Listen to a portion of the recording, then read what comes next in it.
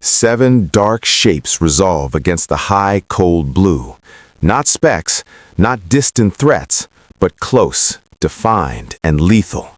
7 Messerschmitt Bf-109s in a loose, predatory gaggle, sliding into position 3,000 feet above. In the cockpit of his P-51D Mustang, Captain Robert S. Johnson's eyes methodically scan the scene. His fuel gauge needle trembles on the red line, hissing its final warning. His radio emits only a hollow, dead static. No frantic calls for help, no coordinating with wingmen. Below and ahead, the B-17 Flying Fortress he's shepherding, Lucky Lady, trails a thin, sickening plume of glycol and oil from its dying starboard engine. It is a perfect picture of vulnerability. Every fiber of fighter pilot instinct, every lesson drilled in training screams at him. Turn into them, dive for the deck, scatter. To hold course is to present a slow, predictable target. It is an invitation to slaughter. Yet Johnson does not turn. He does not dive. His gloved hands rest lightly on the stick and throttle. He holds altitude, holding the protective weave above the limping bomber.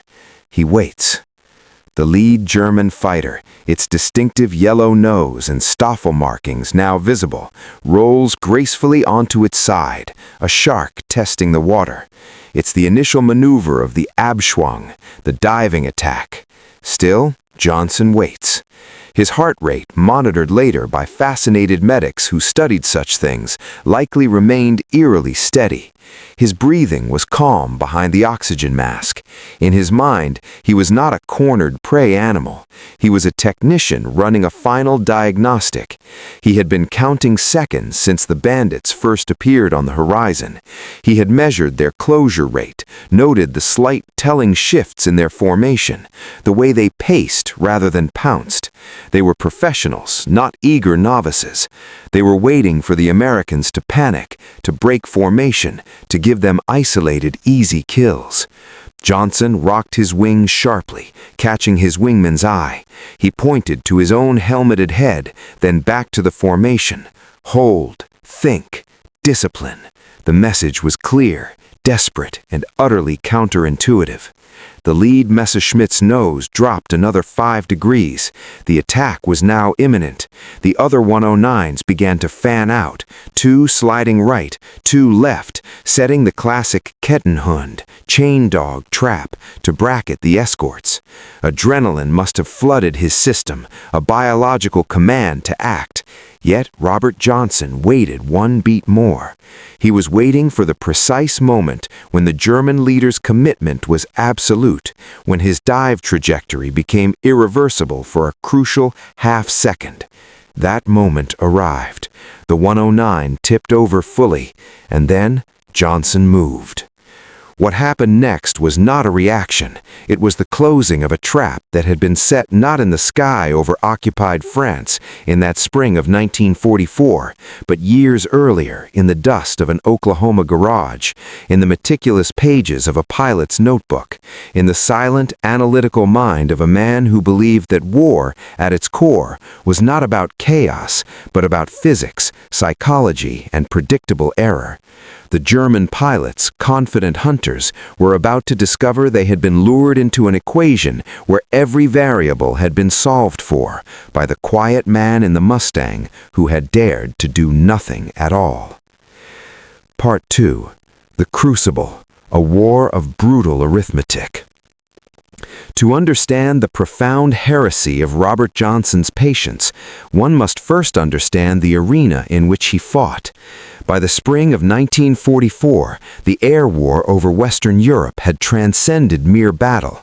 It had become a vast industrial-scale equation of attrition, a brutal mathematics of metal and men. The American strategy was simple in concept, catastrophic in cost: the Daylight Strategic Bombing Campaign. The goal was to dismantle the Nazi war machine by paralyzing its factories, fuel plants, and transportation networks. Every morning, from airfields carpeting eastern England, vast streams of B-17 and B-24 heavy bombers, 1,000 aircraft strong, would climb into the dawn, forming immense staggered boxes for mutual defensive fire. They carved great white contrails across the Channel, over the patchwork of occupied France and Belgium, and into the heart of the Reich. These missions were 8, 9, 10-hour ordeals of numbing cold, constant anxiety, and sudden violent death. The view from the cockpit was of sublime horror, the beauty of a continent spread below, punctuated by the ugly black flowers of flak bursts and the terrible slow-motion death of friends, a wing shearing off, a fuselage blossoming into an orange fireball, a cascade of tiny, doomed parachutes, if they were lucky. The statistics were a chilling, ever-present ghost in every briefing room. The 8th Armed Force was losing men at a rate that strained belief and threatened the campaign's viability. In the bloodiest months, a bomber crewman had a statistically lower chance of surviving his 25-mission tour than an infantryman in the trenches of World War I. For every synthetic oil plant destroyed at Lena or factory flattened at Schweinfurt, another 30 or 40 young men, pilots, navigators, bombardiers, gunners, vanished. They were missing in action, a clinical term that masked the reality of incineration, drowning in the North Sea, or capture. The ground crews at bases like Thorpe Abbotts, Newthamstad, and Dienathorpe worked in a perpetual cycle of hope and dread, patching the holes in the returning ships, staring silently at the empty hardstands where others did not return. The promise of salvation seemed to arrive with the P-51 Mustang. Earlier fighters like the P-47 Thunderbolt and P-38 Lightning were magnificent machines, but their range was limited. They could only escort the bombers part way, leaving them to run a terrifying gauntlet through the heart of German airspace alone, a period known as the Void. The Luftwaffe, though battered, was far from defeated. Its veteran pilots, flying technologically superb aircraft like the Focke-Wulf FW-119 and the later models of the Bf-109, had become masters of the Gegenangriff, counterattack. They would wait, often guided by sophisticated radar and control stations, letting the unescorted bombers penetrate, and then, with chilling efficiency, they would strike in coordinated mass attacks, focusing their cannon fire on the vulnerable corner ships of the formations, breaking them apart. The Mustang, married to sleek, jettisonable external fuel tanks, changed the geometry. Suddenly, American fighters had the legs to go all the way to Berlin and back. They could provide a continuous protective screen. The term "little friends" took on profound emotional weight for the bomber crews. But the solution bred new, complex problems. This was the environment into which Robert Johnson was thrust, a war where survival hinged on new sets of calculations. 1. The fuel calculus.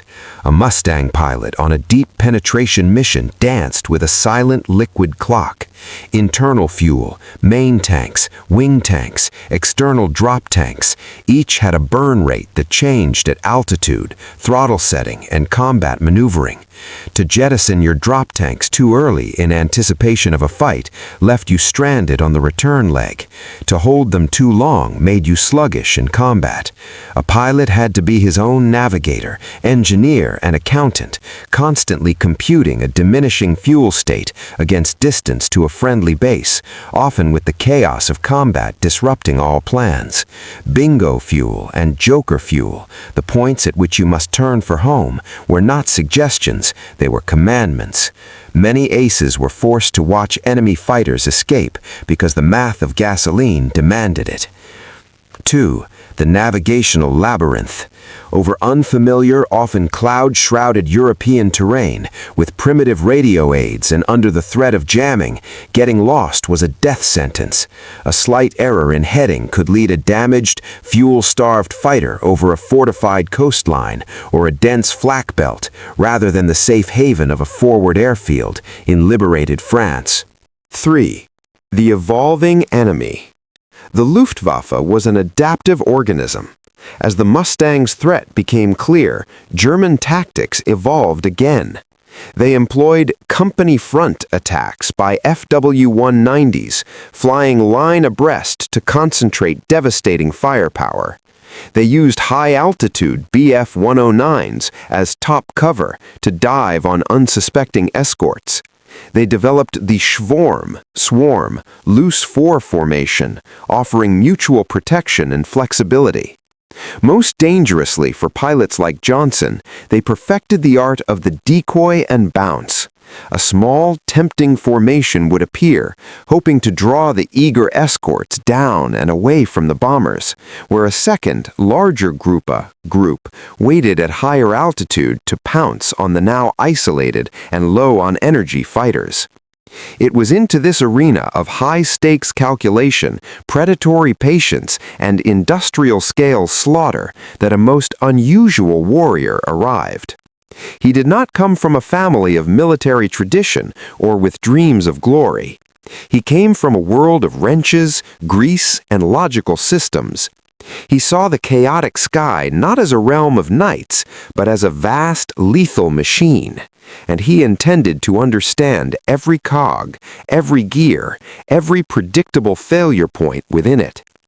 His primary instrument would not be his gun sight, but his mind. Part 3. The Mechanic's Mind, Building a Pilot from the Ground Up. Robert Samuel Johnson was born in 1920 in Lawton, Oklahoma, a place defined by dust, relentless sun, and a pragmatism born of hard land. Romance was a luxury the prairie did not afford. His father ran a modest automobile garage, a temple of practical problem-solving. From a young age, Johnson's world was one of internal combustion, precision tolerances, and cause and effect logic. Grease worked its way under his fingernails and into his perception of the universe. An engine was a system. A carburetor did not act up. It had a clogged jet or a faulty float. A timing chain did not fail mysteriously. It stretched or a guide broke. For every mechanical effect, there was a traceable, fixable cause.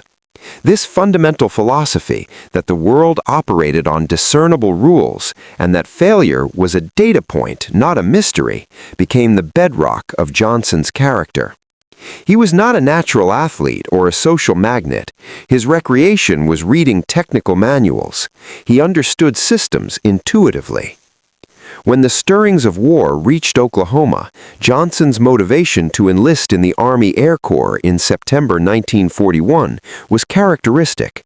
It was not primarily a surge of vengeful patriotism, though he was patriotic, or a boyish desire for adventure. As he later stated, flying intrigued him as a complex engineering problem. An airplane was, to his mind, the ultimate system. Aerodynamics, thermodynamics, metallurgy, and ballistics, all in delicate, high-speed harmony. It was the most fascinating puzzle he had ever encountered, and he wanted to solve it. Flight training revealed his unique approach. Instructors noted he was not the most naturally gifted stick and rudder man. He didn't have the effortless, fluid feel of some. What he possessed, however, was something rarer, and in the coming war of endurance, more valuable: an unnerving mathematical precision. While other cadets flew by the seat of their pants, Johnson flew by the numbers, literally. He could recite power settings for optimal climb, cruise, and descent. He computed fuel burns in his head to the gallon. He could execute a maneuver and report his altitude loss within 50 feet. One exasperated instructor wrote in his file that he flies like an engineer, not a pilot. It was meant as a slight, a critique of a lack of artistry. In truth, it was the most accurate prophecy of his career. By the time he shipped to England in early 1943, assigned to the 61st Fighter Squadron of the 56th Fighter Group, the Wolf Pack, flying the rugged P-47 Thunderbolt, Johnson was an anomaly. While other new pilots spent their limited free time in London's pubs, Johnson was in the intelligence shack, poring over after-action reports. He interviewed returning veterans not about their glory, but about the specifics. What was the enemy's attack angle? How did they break off? What was their formation spacing? He carried a notebook everywhere, filling it with detailed sketches of dogfight geometries, performance charts of German aircraft, and his own observations. He was reverse engineering the air war. His comrades found him odd, quiet, perhaps a little cold, but none thought him a fool. His first aerial victory in June 1943 was a testament to his method. A clean, efficient kill with minimal ammunition expended, after which he calmly returned to his escort position without a celebratory radio call or victory roll. He was not there for scores, he was there to complete the mission and understand the system. The system, however, was trying to kill him. In a brutal engagement later that summer, Johnson's P-47 was shattered. Cannon shells ripped into his cockpit, wounding him. His aircraft was virtually uncontrollable. Through sheer will and intuitive understanding of his machine's damaged aerodynamics, he managed to nurse it back across the channel for a crash landing. The aircraft was so riddled with holes, it was used as a damage recognition training airframe. Johnson had looked death in the face and learned from it. The experience didn't make him reckless, it made him more analytical. He began to formulate a core thesis that defied fighter pilot orthodoxy. Part 4. The Johnson Doctrine: Patience as a Weapon. The prevailing American fighter doctrine, influenced by legends like Brigadier General Robin Olds and the teachings of Claire Chennault, emphasized the offensive. The key was aggression. See the enemy first, seize the initiative, turn into the attack, get on his tail, and destroy him. It was about energy, angles, and relentless pressure. It was a doctrine built for the kill. Johnson, studying the patterns of both his own side's losses and the Luftwaffe tactics, began to see a flaw. Pure, reactive aggression played into the hands of a disciplined, waiting enemy. The German decoy tactics were specifically designed to trigger that American response, to pull the escorts out of position. From this analysis, Johnson developed a personal combat philosophy that was quietly revolutionary. It can be broken down into several key tenets. 1. The primacy of observation. Before committing to any maneuver, maximize the time spent observing the enemy. Count them, study their formation. Are they climbing, diving, in a loose gaggle or a tight swarm? Their behavior in those first moments revealed their experience level and their intent. 2. The discipline of the defensive first. Your primary duty is to protect the bombers. Therefore, your first calculation is not, how do I kill that enemy fighter, but is this enemy a direct, immediate threat to my charges? If a German formation was posing but not yet attacking, engaging them might be exactly what they wanted. 3. The art of calculated vulnerability. Sometimes appearing vulnerable and hesitant was the ultimate tactical feint. It could lure an overconfident enemy into committing to a predictable attack run. It could make them abandon their careful, energy-conserving tactics for a rash, low-percentage shot. Johnson learned to use his aircraft's profile, his seemingly passive weaving, even a feigned lack of awareness, as bait. 4. Targeting the brain, not the body. In a formation attack, Johnson identified that the most critical target was not necessarily the closest fighter, but the leader, the Rottenfutter or Schwarmfutter. This was the decision-maker, the pivot around which the enemy's tactics turned. If you could destroy or disrupt the leader at the precise moment he committed his formation, the entire attack would often lose cohesion and purpose. The wingmen, trained to follow, would be left momentarily directionless. 5. The economy of everything. This was the mechanic's son speaking. Every bullet, every gallon of fuel, every foot of altitude was a finite resource. Wasting ammunition in a long, futile burst was poor engineering. A dogfight that burned all your energy, airspeed, or altitude left you a sitting duck. His gun camera footage later showed bursts of 1 to 2 seconds, rarely more. He became famous for his low ammunition expenditure per kill. This Johnson doctrine was not taught in any manual. It was born of analysis, near-death experience, and a personality temperamentally incapable of unthinking action. It required a quality almost antithetical to the stereotype of the fighter pilot, a profound, ice-cold patience.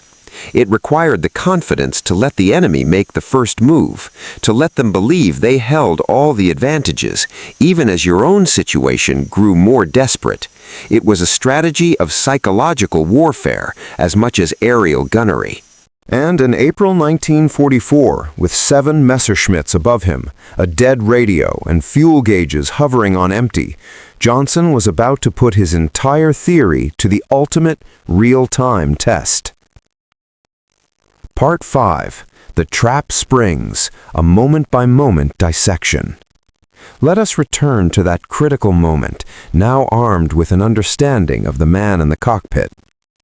The setup. The mission to Leipzig has been a brutal success. The bombers have hit their target, but at a cost. Johnson's flight of 4 Mustangs has fought off several intercepting waves.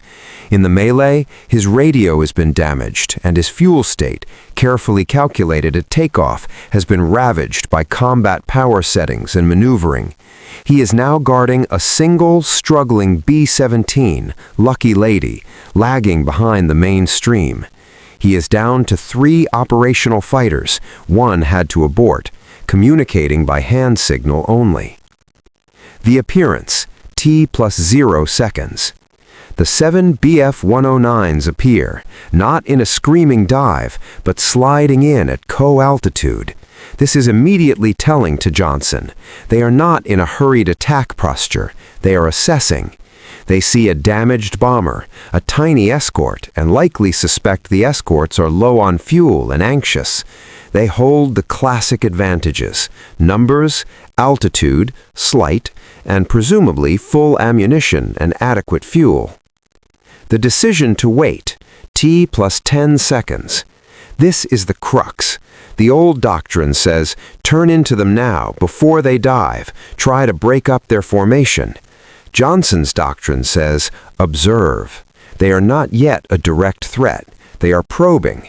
To react is to play their game. He holds course. He begins his internal clock. He notes the loose gaggle formation, experienced pilots, not rookies in tight, vulnerable lines. The test, T plus 45 seconds.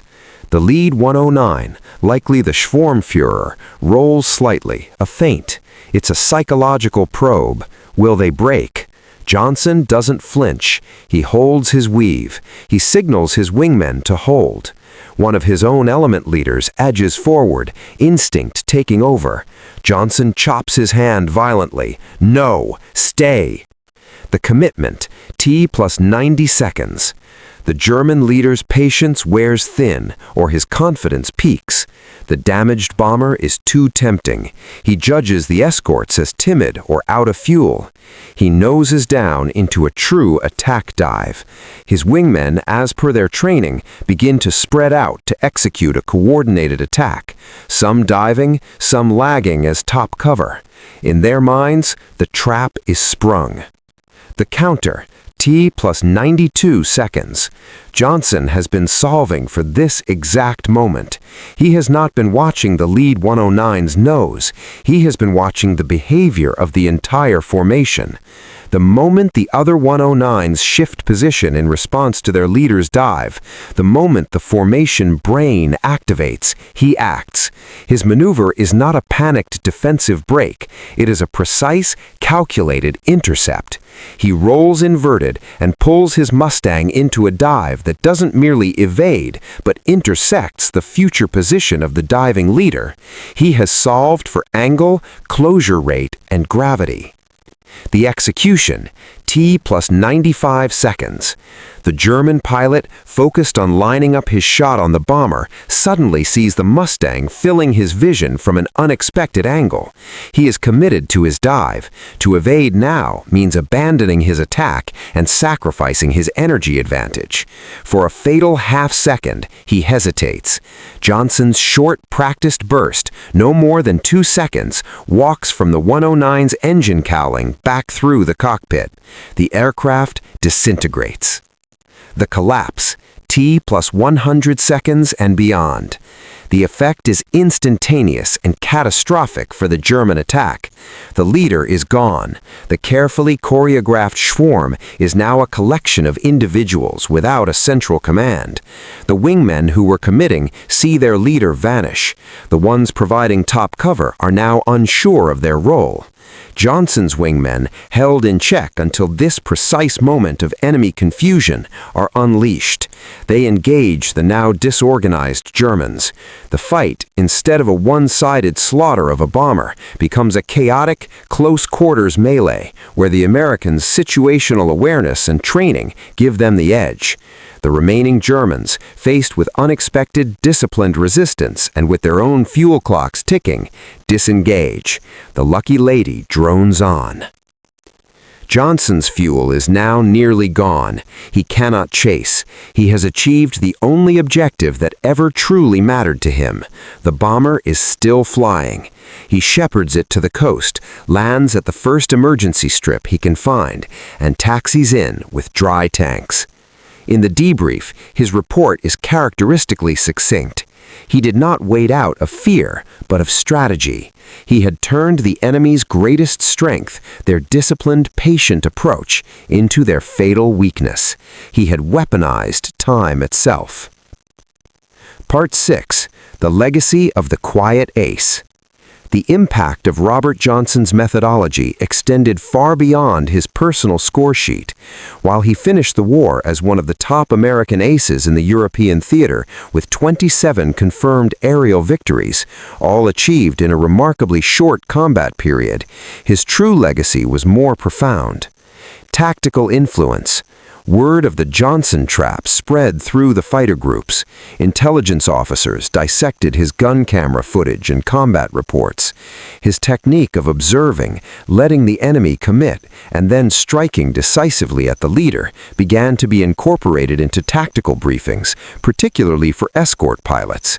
He provided a counter-narrative to pure aggression, offering a model of controlled, intellectual violence that maximized protection and minimized risk. The efficiency metric. Post-war analysis revealed stunning statistics. Johnson's average ammunition expenditure per kill was half that of other leading aces. His fuel management was so precise it was used in training syllabi. Most tellingly, the loss rate of bombers under his squadron's protection and the survival rate of the pilots who flew on his wing were significantly higher than the group averages. He was a force multiplier, saving more lives through smart fighting than through sheer killing. The redefinition of the ace. The archetype of the fighter ace was the bold, charismatic, often arrogant knight of the air, a Manfred von Richthofen, an Eddie Rickenbacker, a Francis Gabreski, Johnson's own group commander, whom he admired. Johnson shattered that mold. He proved that the mind of an engineer, the patience of a hunter, and the calm of a chess master were equally potent weapons. He represented a new kind of warrior for a new kind of technological war, one where system analysis and cognitive discipline could trump raw aggression. After the war, Johnson returned to Oklahoma. He did not write a best-selling memoir. He did not become a military consultant or a celebrity. He worked in aviation, first as a test pilot and flight instructor, then in management for Republic Aviation. He lived a quiet, private life, rarely speaking of the war unless pressed, and then only with factual, unembellished detail. The man who had mastered the chaotic calculus of the air war sought the orderly quiet of a normal life. When he passed away in 1998, his obituaries listed his medals: the Distinguished Service Cross, the Silver Star, the Distinguished Flying Cross. They noted his ace status, but they often missed the deeper truth, the one that resonates beyond the history of a single war. Robert S. Johnson's story is not merely a tale of aerial heroics. It is a timeless case study in the power of mastery, of a system, of one's own emotions, of time itself. In a realm where seconds meant life or death, where instinct screamed for action, he had the courage to be still. He had the intellect to see the pattern in the chaos. He understood that true strength often lies not in the first move, but in the deliberate, calculated response to the move of an enemy who believes he has already won. In the end, the sky over Europe in 1944 was not won by the fastest guns or the hottest tempers alone. It was secured, in part, by the quiet, methodical work of men like Robert Johnson, men who proved that in the calculus of courage, patience is not a passive virtue, but the most decisive weapon of all. The 7 Messerschmitts learned this lesson too late. They saw a vulnerable target and moved to strike. They never saw the trap until the man who had been counting seconds finally closed it.